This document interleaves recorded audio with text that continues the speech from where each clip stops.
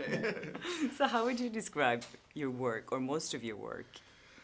Well, I don't really, you know. I mean, because I find that overanalyzing, because you know, like in Hollywood, you know, you become a thing, you know, and then people sort of they expect something from you, and then they expect something from you, and then they oh, it's a Tim Burton film, or you do something different. It's like, oh, it's not like one. So it's a weird sort of no-win situation in some cases.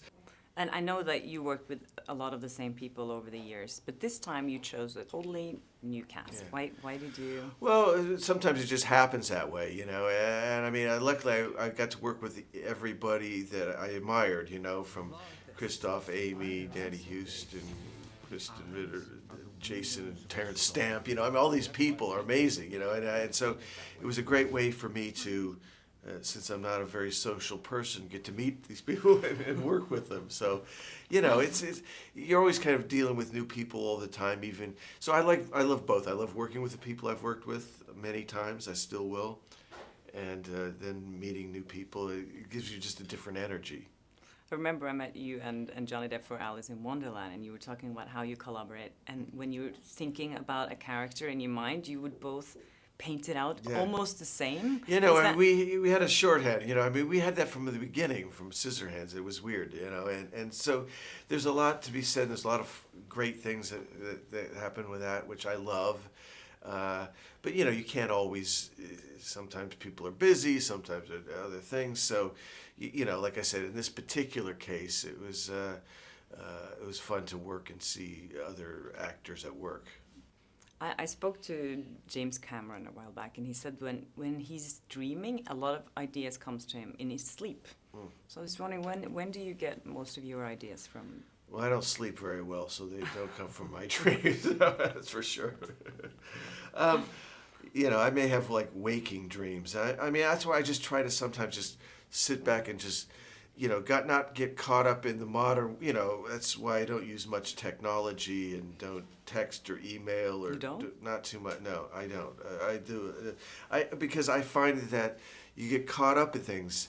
Like I remember this image of watching some beautiful event, and I'm watching it, and then I look around and everybody's like filming it, but they're not. So they're removed from it. They're not experiencing it. They're capturing it, but they're not there at the moment. And so I think sometimes trying to be at the moment is where you can come up with a lot of your ideas. Is there any of your previous movies that has characters that you can like relate to more?